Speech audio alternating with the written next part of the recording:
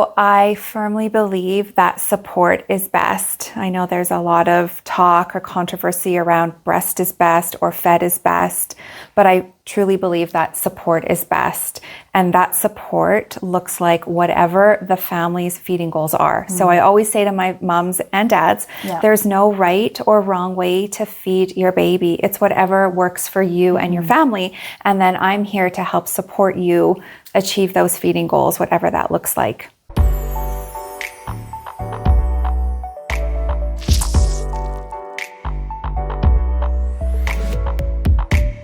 Welcome back to another episode of Smashed Oranges. If you have not done so already, please click below and like and subscribe. It helps us keep building our community and bringing you fresh new episodes every week. Awesome. Today we're super excited because we have an amazing guest for you. This is Leanne Rzepa. She is she started out as a registered nurse. She's internationally board certified lactation consultant.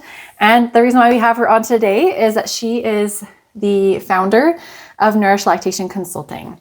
And that is a huge business. It's kind of branched out. It's lots under its umbrella. And so we're very excited to delve into that.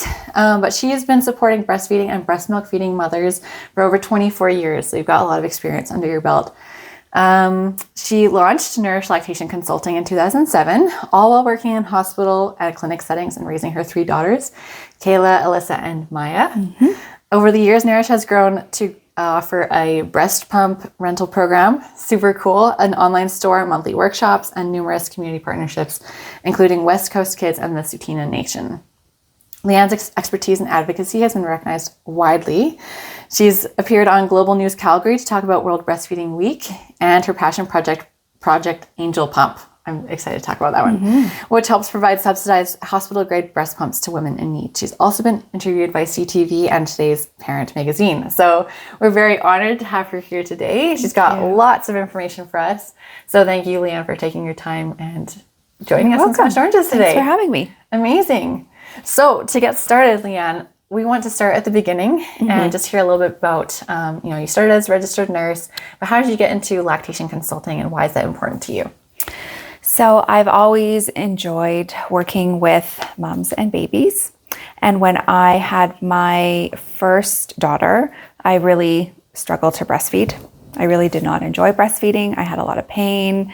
Pretty much every single issue imaginable, I had it. And I thought, why is this so difficult? I can help other moms figure out how to latch their babies properly, but I couldn't do it on my own. So I was going into breastfeeding clinic. I was getting a lot of support outside of the home. I'd had cesarean sections. I wasn't able to drive. I couldn't lift. And I just found it really challenging to go forward with my feeding journey. I've always also been a little bit entrepreneurial. So when I became an IBCLC in 2007, and at that point I'd already had my first 2 daughters. Kayla was born in 2003. Alyssa was born in 2005. Struggled with both of them. I figured now's a good time to try to blend my entrepreneurial spirit and my, healthcare profession together. And then that's how I created Nourish, which was the best way I felt I could support women in the comfort of their home to achieve their feeding goals. That is so cool. I'm just really inspired by that because, as a new mom myself, it's really hard to imagine having 2 little ones and then seeing, okay, where can I also support other moms and build a business? So that's amazing that you're able to do that. Yeah, I do think it's really important too because so many moms have such a different feeding journey and different experiences 100%. Within that. And so with that, I know we've spoken before about kind of your philosophy around feeding and like how to go about that the best way. My approach. Yeah. So I firmly believe that support is best. I know there's a lot of talk or controversy around breast is best or fed is best, but I truly believe that support is best. And that support looks like whatever the family's feeding goals are. So I always say to my moms and dads, there's no right or wrong way to feed your baby. It's whatever works for you and your family. And then I'm here to help support you achieve those feeding goals, whatever that looks like. That's so cool. Do you mind expanding a little bit more on maybe the different types of feeding that you've, helped families accomplish? Yeah, I don't know. That's right. Accomplish, establish.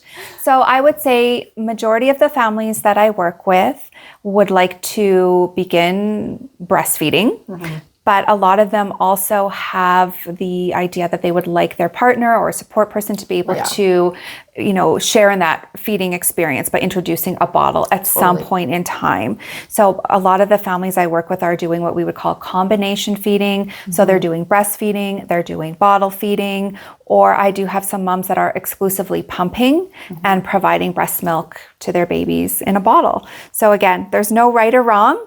And it's whatever works best for that family. And then I can support the breastfeeding component. I can support the bottle feeding. I can support the pumping as well. Amazing. Yeah. So to build on that, what would you say are the most common concerns that come up in moms in those first couple months postpartum? Sure. So the most common reason that I'm consulted, I would say in the early days or weeks, is mostly for latching issues or moms that are experiencing pain with latching, worried about baby's weight gain, worried about their milk supply. They've been told that their baby has a tongue tie. Right. They're not quite sure what to do with that information, what the next steps are. Some moms are feeding multiples and need support kind of finding the balance of feeding two babies. Some moms are experiencing engorgement, plugged milk ducts, milk blisters. There's so many issues or challenges that can present in the early postpartum period. And then even after that postpartum period into like month 2, 3, 4, breastfeeding is always changing, right? That's why we describe it as like a feeding journey. You think you're getting into a nice groove, a routine with feeding, and then surprise, something changes. So we also support any feeding challenge that arises throughout that entire breastfeeding experience. Amazing. So maybe do you mind walking us through like a couple of those main issues that people tend to run into, and like how do you support them in those? So what was one of the first ones? Latching. Is a huge one. Latching. So majority of our support is provided in the client's home. So we come to their home, usually we'll sit down, I'll take a detailed history to get some more information on their pregnancy, their birth journey, how breastfeeding has been going thus far. And then I will usually weigh the baby at the beginning of the feed. And then I will observe the entire feed. I really feel it's important to observe from start to finish what is happening while the baby is feeding. I brought a little prop that I'm going to talk about why a lot of moms have feeding challenges. So I'm really not a fan of breastfeeding pillows. I did not bring the pillow because it's very big and bulky. Similar to this, I suppose. Yes, but this actually, I'll use this in a moment. Yeah. So breastfeeding pillows are designed to make you think that your baby should be feeding in a straight line across your chest. And how do we eat or drink? Not in a straight line. No, head above stomach, right? It's better for digestion. And for babies, when they're latching, head above stomach, it also allows them to latch more chin first. So I really focus on, the mechanics, the positioning, because often once we get rid of that breastfeeding pillow and adjust the baby's position, a lot of the latching issues resolve just like that. So I love how it can be so easy when we're just making these little minor adjustments. And then I also describe feeding as like a dance, right? Lots of steps involved. Mom's learning the steps, baby's learning the steps, and it takes practice. It takes practice before everybody's feeling a lot more confident. But I really, work through all the steps, ensure that mom feels confident in being able to latch baby herself. I do hear from a lot of moms, the nurse just kind of like rammed the baby onto my breast in the hospital, or it worked so well when I was in the clinic setting, and then when I came home and tried to recreate it, I couldn't. So I really want to observe and make sure that the mom feels confident in being able to latch her baby herself before I leave the house. Well, especially because that's kind of the beginning of your relationship with breastfeeding with your baby, right? It's like that confidence, the competence that you feel in being able to do that and recreating. And, I especially when you start to feel all those sorts of different emotions that might be associated with that frustration and things like that. I'm sure you can speak to that as well as just like the emotional aspect of breastfeeding is super intense. I mean, the postpartum period, it is a very vulnerable period as a woman, as a woman who's now just entered into motherhood. Your hormones are all over the place. And yes, you're sleep deprived. You're wanting to make sure that you're doing everything perfectly. And it can sometimes feel very defeating. And stress does play a role in breastfeeding. When you are feeling stressed, your cortisol hormone rises, right? Cortisol is that stress hormone. And cortisol is not very friendly to the oxytocin hormone. And that's the hormone that helps your milk to flow, right? When your baby suckles at your breast, we get that nice release of oxytocin from the posterior pituitary. So if your cortisol level is high, it kind of blocks that oxytocin. And sometimes your milk just can't let down. And then you're feeling stressed, and then your baby's picking up on that stress, and that can make for a really difficult time. So what are some ways you can help bring those cortisol levels back down? Or like when you're working with clients who that is maybe their primary concern, they're maybe experiencing a lot of stress for whatever their situation is. What are some of the key ways you could work with a client to bring those cortisol levels back down? So one of the best things that a mom can do even before she starts to breastfeed is just skin to skin contact, just holding baby on her chest. That's going to help bring that cortisol level down, because that oxytocin is also that love hormone, that bonding, that connection hormone. So just starting with some skin to skin contact even before attempting to latch is usually a nice way to get everybody nice and calm and relaxed. And sometimes I will tell my moms, when you're latching, just even closing your eyes, doing a little bit of like deep breathing, visualize waterfalls of breast milk flowing. And sometimes like just distracting yourself a little bit by drinking from a water bottle, like having a little snack. Just sometimes we're so focused and we get very tense on like, okay, is the baby swallowing? Like, has my milk let down? That we just forget to just be in the moment. And sometimes just taking a deep breath and just letting your baby do what they know to do really can make a big difference in bringing that stress down. So fascinating. Oh, this is so cool to me. I'm very excited because I'm pregnant right now. I'm going to be delivering in August with my second. And so I'm kind of, thank you. So I'm kind of taking it in, you know, having experienced one breastfeeding journey, and it's going to be, I'm sure, different. Like every child is so different. And so just kind of mentally preparing myself for some of the key things that I can do to prepare for that relationship is so cool. So more on the latching, I'm really interested. So what are some common concerns with latch? And also I was wondering, you mentioned lip ties and tongue ties and things like that. Do you assess baby for that, or is that something a general practitioner has to do? I can assess. I don't clip tongue ties or lip ties, but I can refer the family to a breastfeeding clinic or to a pediatric dentist who is able to do that. And sometimes with tongue ties or lip ties, mom might be describing, she's got a lot of pain with latching, or there's already some damage, or she's worried that the baby just isn't being very effective with milk removal or feeding all the time. So it is something that, as a lactation consultant, I do always like to check, to do a tongue assessment and a suck assessment, just to make sure that we're not missing anything, because sometimes it does get missed even after the baby's delivered or for their first checkup. A physician, might do a quick check, but we know that there's a lot more function to the tongue than just being able to move forward beyond the lower gum. We have to look at the lateral movement, how the tongue moves up, how the tongue cups, the rhythmic, wave-like movement of the tongue while the baby's suckling. So it is quite an important assessment in order to determine if the tongue tie is interfering with feeding. Because a lot of babies might have a tongue tie and there's no reason, and we should not be clipping just because we think we see a tongue tie. We always want to give that baby the opportunity to breastfeed, to figure things out, to see how things go once milk comes in, before we would decide whether or not the tongue tie is in fact interfering with feeding, and then would need to be clipped at that point. Yeah, because I feel like it's kind of almost become a little bit trendy, but that's one of the things that people assume. So how common is it to have that be an issue in the latch? It is. I would say if a baby does have a tongue tie, it usually does contribute to some feeding challenge.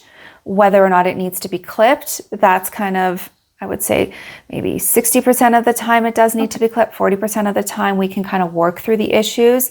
Sometimes it's not necessarily the tongue itself that's causing the problem. Sometimes babies are born, they have quite tight sucking muscles, their jaw can be quite tight, sometimes like their shoulder girdle area is tight. So there's multiple factors that can be contributing to some of those latching issues.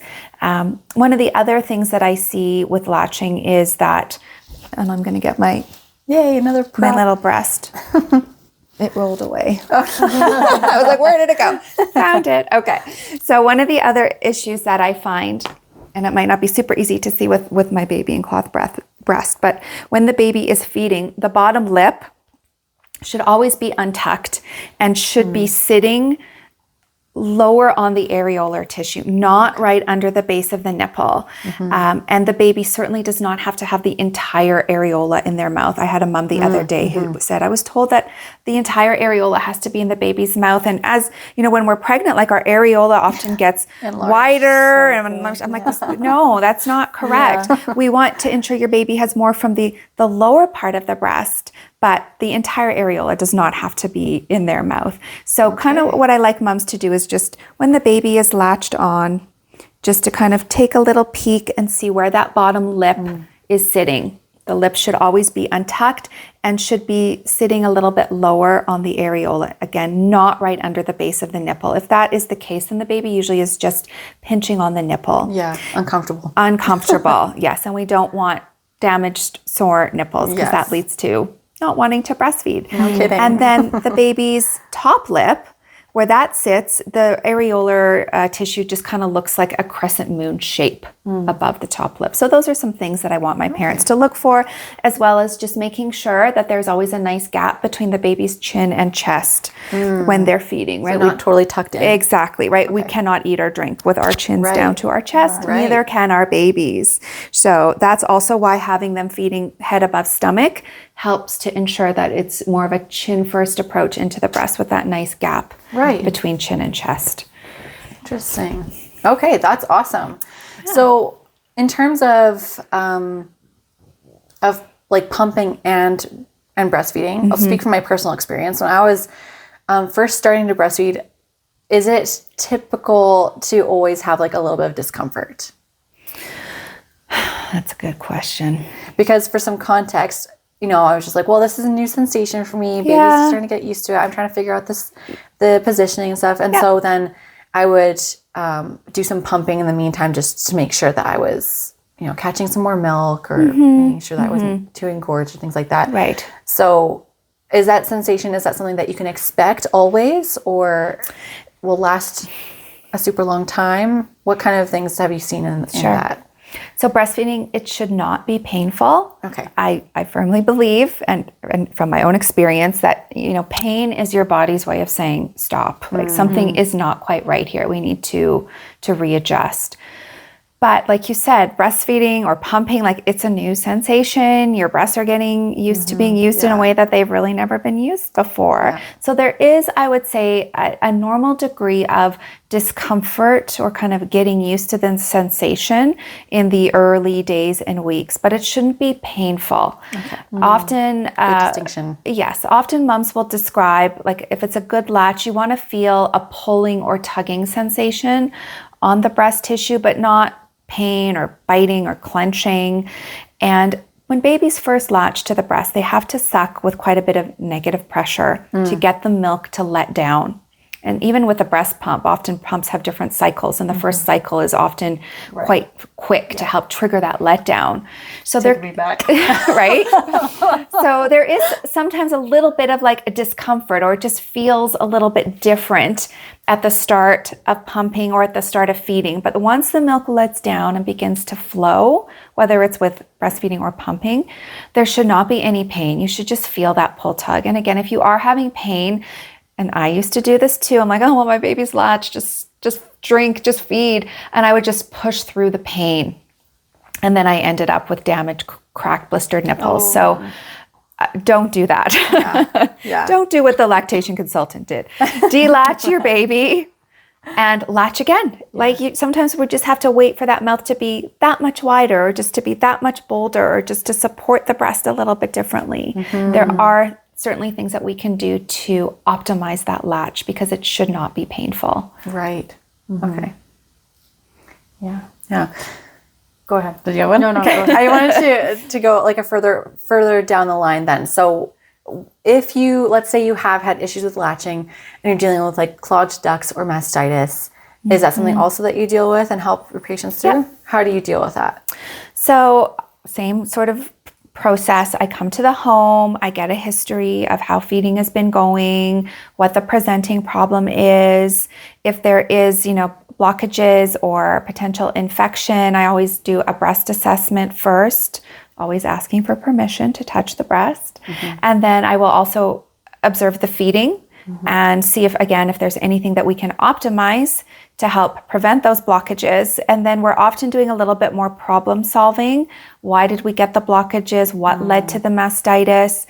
With mastitis, it's a whole spectrum of mastitis. So if it is in fact like an infective case where mom has fever, chills, body aches, then my first recommendation is you need to go seek medical attention. You'll probably require antibiotics at that point in time, but it is still safe to continue breastfeeding. The milk is not infected. The milk is not bad to feed your baby. So we definitely want to keep feeding through the recovery of the mastitis. And sometimes we do need to do a little bit of additional milk removal afterwards because we just want to ensure that the breasts are comfortable and soft, whether it's with plug ducts or a mastitis.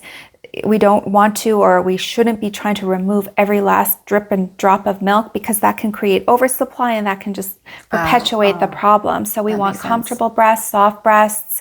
We used to think that heat applied to the breasts was the best way to manage blockages or to treat mastitis, but now we know that ice is the best way to reduce swelling or inflammation in the tissue. That makes sense. Yeah, so the practice has changed over the years. And then one thing that I do with Nourish that I feel is value added but so important is that I provide ongoing text, email, or phone support to my moms after the initial consult or after any of our consults, because I know what it's like when you go down the rabbit hole of Dr. Google at 4 a.m. when you're like, okay, what is going on? I would rather that my families reach out to me to get consistent, solid, evidence-based information to help support their challenges instead of going on the internet and feeling overwhelmed and confused. That's amazing. So I want to know a little bit more about another really common issue, which would be like low milk supply. That's a big one. Women in my circle have some struggles with low milk supply. And so what are some of the best ways to approach that concern? It is a very common issue with a lot of the moms I work with. The best first way to increase milk production is additional milk removal. So if it's appropriate and if it works for the family, then doing some additional hand expressing or pumping after feeding is the first best way to make more milk, because it's just that, supply and demand. The more we can demand of the breasts, we hope that the supply will respond. Often I describe it as being a milk detective. I have to ask a bunch of questions about, medical history, the pregnancy, early postpartum period. There are lots of factors that could contribute to low milk supply. One of the big ones that I have found over the years is like if a mom has low iron, low hemoglobin, or if she had a postpartum hemorrhage after delivery, because our milk is made from our blood. And a lot of women don't realize that. Wow. Yeah, that's where it's made. That's how it's produced. So if we're low iron, low hemoglobin, low ferritin, sometimes it can just take longer for the supply to build. So we want to make sure that we are correcting any of those deficiencies. We want to ensure that we're doing good nutrition support. There isn't any magic food that's going to make copious amounts of breast milk, but foods that are high. So foods that are high in fiber, omega-3s, and iron can be supportive of milk supply. And then again, it always just goes back to assessing the baby feed. Like, is your baby latching optimally? Is your baby effectively and efficiently pulling that milk out? Because if your baby's not doing that, then it's going to downregulate your supply if we're not moving that milk out. But it is a very common issue. If a mom's had a breast surgery, whether it's an augment or a reduction, that can lead to some supply issues. If there's a history of polycystic ovary syndrome, gestational diabetes, high blood pressure, there's lots of different factors that can contribute to low supply. Fascinating. That is really interesting. And I feel like a lot of what you just said is stuff I've never heard before. Yeah. In terms of like ways to increase your milk supply. Like what you said, there's no magic food. Like I feel like when I was breastfeeding, I was getting a ton of content through like TikTok or Instagram shorts. These are what like, you should have. Eat these 5 foods to increase your breast milk supply. And I think a lot of what you just said, like I've had friends that have eaten all the magic foods under the sun and still not gotten to whatever their goals were with that. And so I think from an emotional standpoint, like, have you noticed that those two things can often get tied together for women, like not being able to like 100% produce enough milk? Yeah. I would say that's probably the biggest emotional like stressor for moms is if they are working really hard to build up their supply to meet baby's demand. And in those situations, a lot of moms are doing what we call triple feeding. So triple feeding is they're breastfeeding and then they're bottle feeding and then they're pumping. Yeah. Right? Yeah. They're needing to bottle feed after breastfeeding to ensure that their baby is getting adequate calories to support growth. And then they need to pump to maximize milk removal to help build the supply to meet their baby's demand. Right. And triple feeding is not meant to be long-term. It's not sustainable. I don't want my moms to have to do it for more than a month, maybe 6 weeks maximum, because then you just feel like your whole life is just spent around feeding and bottle feeding and pumping. And if you're not really seeing an increase in the supply, then I always say to my moms, okay, we gotta come up with a plan B that works for you. Yeah. And often at that point, what we might move to is you breastfeed your baby. Your baby gets that amazing milk that they get directly from your breasts. And if you need to give a top up of express breast milk or formula after, that's okay. And then often the pumping begins to slow down, or we phase that out altogether, because pumping does take a lot of time. Right? Yeah, it's time consuming. Yeah. And again, you got to be able to enjoy that postpartum period with your baby and not feel like everything is so task oriented. Yeah. So having those plan Bs when the plan A doesn't always come to fruition is also important. Yeah. And it's okay, right? Sometimes you just need that permission that it's okay. Like you don't have to keep doing this unsustainable way of feeding your baby for the next year. Like there's another way we can do this that works for you and your family. What a relief for moms, I'm sure, to get that. And to also have that support going forward, being like, okay, so next, here's what we can do. Here's the next phase of our plan. I want to ask, so when they're doing that triple feeding and then they decide to phase out, like you said, the pumping, and you start to change the plans, how are moms assessing babies' feeding? Like, how do they know when baby is fed and what's appropriate, like how much milk to give them from a bottle and stuff like that? Great question. So it's all about watching your baby, listening to your baby, trusting your baby. If it's a mom who's had, some supply issues and does need to do some topping up after breastfeeding, we usually try to cap breastfeeding at about 20 to 30 minutes. Because sometimes the concern is that if you're feeding your baby for too long, if there's low supply, then they might be using a little bit more energy to try to pull the milk out of the breast than what they're actually getting from feeding. And sometimes we run into issues where like their weight gain will slow if they're like using more energy than what they're getting from the breast. So in those situations, we'll usually say breastfeed for about 20 to 30 minutes. Sometimes we implement a strategy called switch nursing, where you're doing like 5 minutes, 5 minutes, 5 minutes, 5 minutes, just kind of shorter intervals to kind of keep baby awake and help maximize that milk removal. And then at the end of that 20 or 30 minutes, if your baby is still acting hungry And those signs would be like hands to mouth, they're rooting, they're fussing, they're just not appearing kind of like milk drunk the way a lot of babies do when they're done. Then that's when we would say, okay, you're going to offer a top up of either express breast milk if that's available. If that's not available, then formula.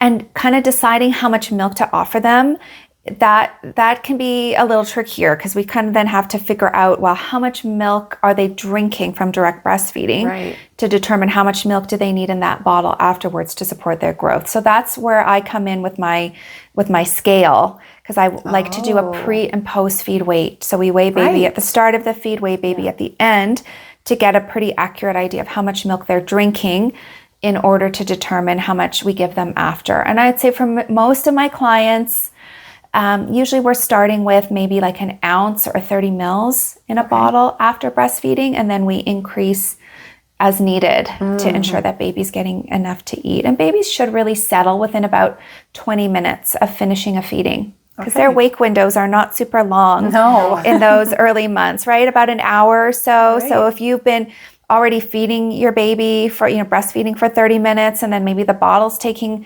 15 minutes, like your baby should be pretty satiated at the end of that feeding session. And if they're not, that's usually their way of telling you, I still need a little bit more. Right. Fascinating. That makes so much sense to me. And I feel like that also, kind of what I mentioned earlier, it gives moms like, okay, we have a plan now. We know what we're looking for. And then what I noticed was cool as my motherhood progressed was you really start to know what your baby needs. And you start to know what you're looking for. And so it's really neat that you're able to give those tools to moms too, who need just like a little bit extra support. And I think you touched on also the expectations that mothers have going into it can be a lot of weight on our shoulders. And so, it's amazing that you have this as an opportunity for them to feel like, okay, supported. Yeah. There's options for me. That's the biggest thing is just making sure that they feel supported and knowing that the questions that they have are so normal. Yes. Like you're getting to know your baby. This new little person has just arrived on the planet. Like you're getting to know them. They're getting to know you. Like it takes a little bit of time to like get this relationship figured out.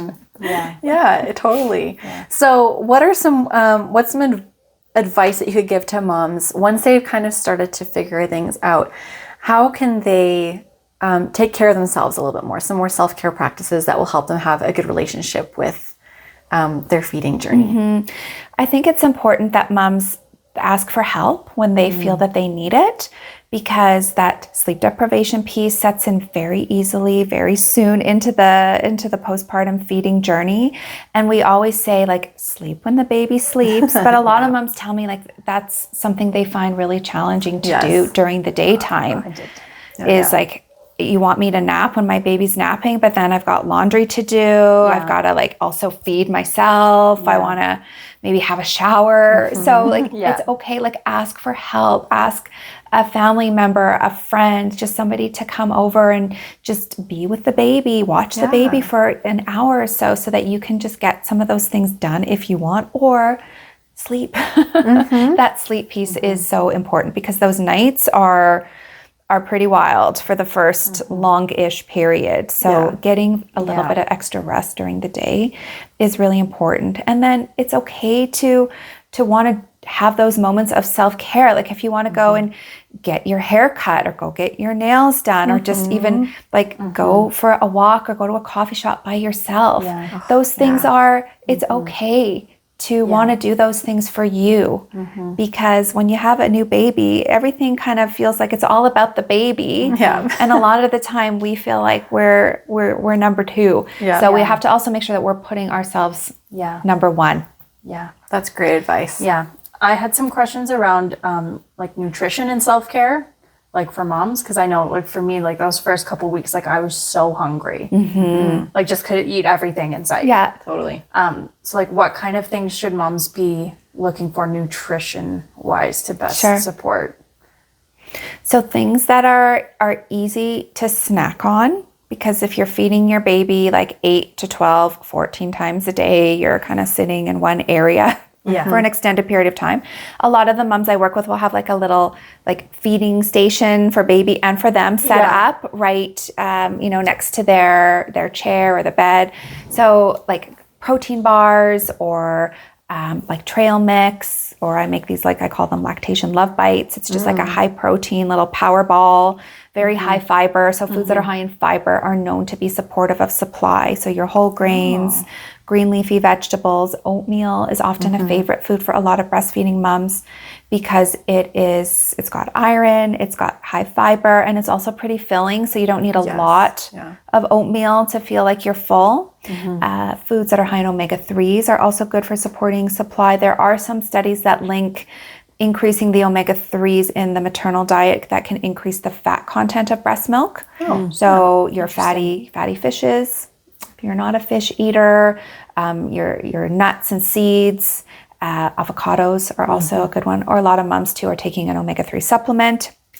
And then your iron-rich foods are also important because, again, your milk is made from your blood. And our bodies do need about an extra 500 calories per day to keep up with the demands of making milk. So just kind of bear in mind, you still do need some extra nutrition support to, stoke that metabolism while you're making milk, and then stay well hydrated. A lot of moms will almost feel like they just get dehydrated as their babies are feeding. So always have like water. Big bottle of water next to you. Sometimes I'll say add in some electrolytes in those early days and weeks. Like labor is intense. We're losing a lot of fluid. We're losing a lot of, vitamins and minerals from our own bodies. So those electrolytes can be helpful, as well in those early weeks. Yeah. Interesting. So I kind of want to pivot a little bit. Okay. And I want to talk a little bit more about Nourish as your business. Do you mind giving us a little more insight into the types of support that you offer, a little bit more on maybe like Project Angel and things like that? Yeah, okay. So we do primarily provide the in-home breastfeeding support and education for feeding families in Calgary and surrounding communities. We do also have lactation consultants in cities all across Canada, which is very exciting. So in Alberta, we have a lactation consultant that also works in Edmonton. And then in BC, we have LCs in Vancouver and Maple Ridge and Chilliwack. Wow. And then our newest addition is in Estevan, Saskatchewan. So she supports Southeast Saskatchewan. And then in Ontario, we have a lactation consultant in Toronto, in the Burlington area, and Essex County. So we are expanding so that we can continue to support families all across Canada. And in addition to the breastfeeding support, so we also do bottle feeding support. So if families are wanting to introduce a bottle or struggling to get their baby to take a bottle, we can support that. We also support pumping, whatever that might look like, breast shield fitting, just optimizing pumping for families. We do offer the breast pump rental program. So we do have the hospital grade Medela Symphony breast pumps that we rent out. That is just available here in Calgary, Alberta. And we do our monthly breastfeeding basics workshop. So that's delivered via Zoom on the last Tuesday of every month. And that class is specifically designed for the expectant mother to prepare for the feeding journey. And that is also offered across Canada, and that is free. So anybody can sign up for that. Yeah. And then we also do a bottle feeding your breastfed baby course. That's also offered. It's free. It's online. That one runs every couple of months, and all the information is located on the website.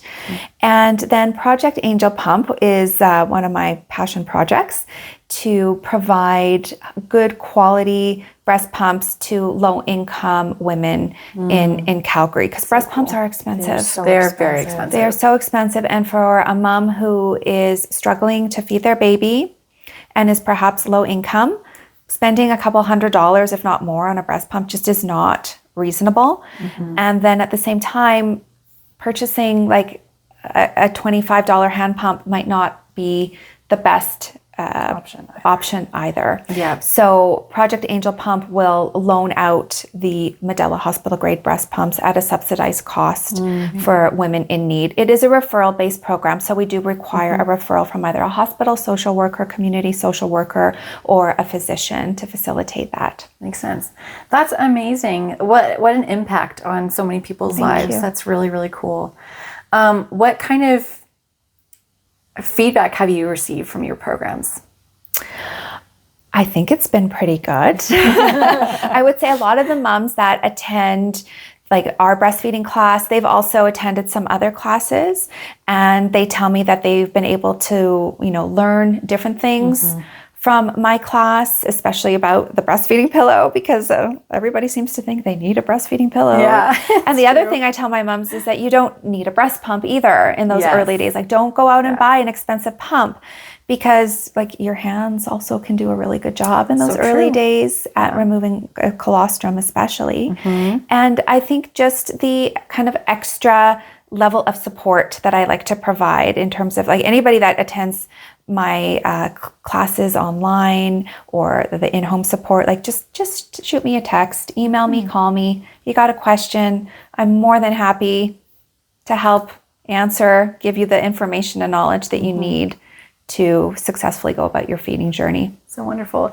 I'm curious, have you seen many partners get involved, like male counterparts especially? Have you seen that sort of interest in like your workshops and things like that? Yeah, I would say at almost every workshop, there's a handful of dads or support people that also attend. And a lot of the times when I'll get like a referral come in through the website, if it's been a dad that's called me or a dad that sent in the referral, then I'm like, okay, like things are probably really desperate now if dad is reaching out, like because the dads often they feel a little bit helpless, like they want to help but they're not quite sure how to help. So I feel like when a dad reaches out to me, it's like, please help my wife. So I love when the dads are involved, and a lot of the time too the dads will participate in the consultations because I want them to be able to see from all angles. Sometimes they'll do they'll video, they'll take a photo, because as a new postpartum mom, like we're so sleep deprived and I talk a lot. There's a lot of information. So to remember, and I mean, I do document all my notes, but I also feel it's helpful to have the partner available to listen, to help reinforce some of those things that I've been teaching during the visit. That's so cool. Yeah. What other ways can partners support breastfeeding mothers or mothers just feeding mothers, I suppose? Well, I think just asking, what can I do to help you? What do you need? Sometimes we're bad at being able to, ask for help or even be able to tell our partners what we need. So just, bringing a snack, making sure the water is replenished, making sure mom has like maybe some extra pillows, a little footstool, kind of going back to the stress. Sometimes I'll suggest putting some heat between shoulder blades. So getting a heating pad or like one of those magic bags and just giving it to mom, putting it around her neck or between shoulder blades. It's often just those like little things, but they can make a big difference. Huge difference. Such a big difference. Yeah. You and I, Maddie, both and I can attest to that. Like just the little things really make a huge difference in your postpartum. And especially the connection with your family unit. We touched a little bit on that in other episodes, just how you're creating this whole new dynamic in your home.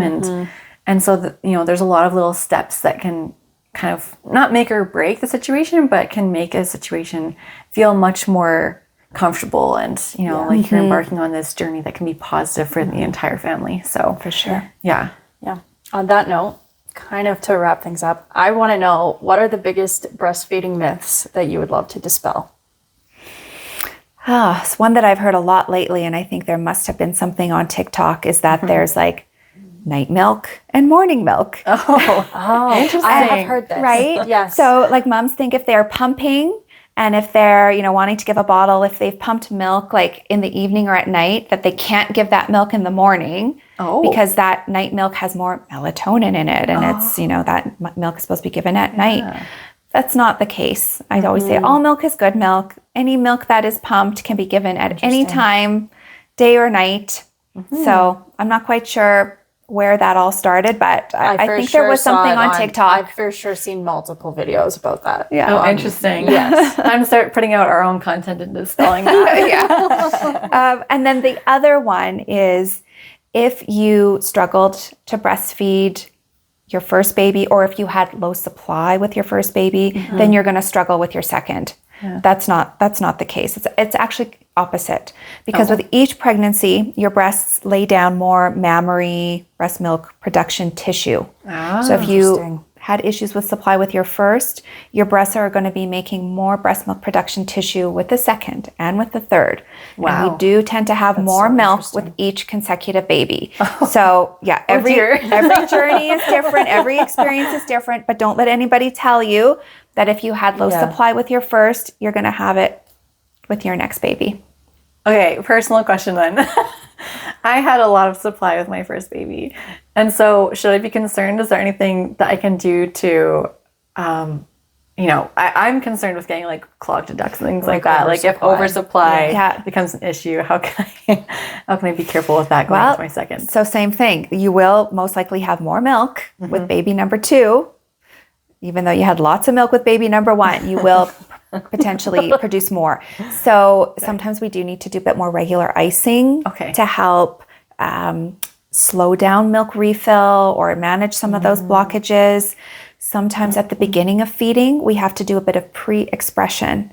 So taking off a little bit of that fore milk or that milk that's going to flow really quickly. And that's not going to drive the supply up even further if we're pre-expressing. And it's just taking off a little bit. And then again, just feeding to comfort. So making sure that you're not doing too much additional pumping or milk removal after breastfeeding. Because that will just ramp up the production. We just want to make sure breasts are comfortable at the end of feeding. And sometimes we'll also do what we call block feeding if you have lots of milk. So that's just one breast per feed. So usually for like a 2 or 3 hour window, you just feed baby on the one side. We leave the other breast alone unless it is feeling like it's going to explode. Then again, it's just expressing to comfort, just taking the edge off. And that helps to downregulate the supply. Good to know. Thank you so much. This is invaluable information. You have no idea. Amazing. Okay. And maybe last question then. What is one piece of advice you'd give to moms that are in the thick of the early days? I feel like we've covered a lot of content, but what's maybe one last piece of advice? Just that there is help out there. Don't feel like you're in it alone. And for most breastfeeding issues, there is a solution. Like it might not be super black and white, but we can usually come up with a plan that helps you achieve your goals. And just, I wish every mom knew that they're not in this alone. Yes. Because sometimes that postpartum period can feel very, very isolating. And a lot of women still aren't super comfortable talking about all the breastfeeding issues that they've had or are experiencing.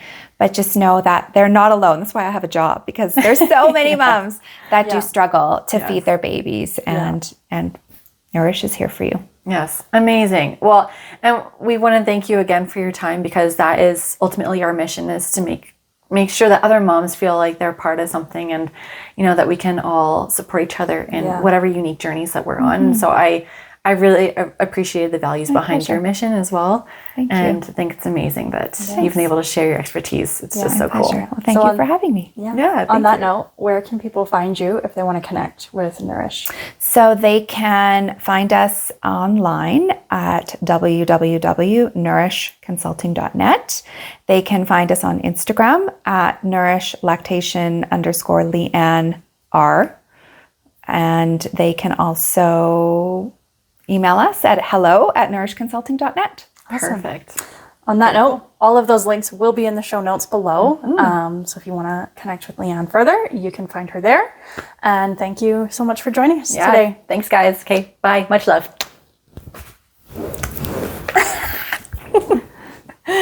So amazing.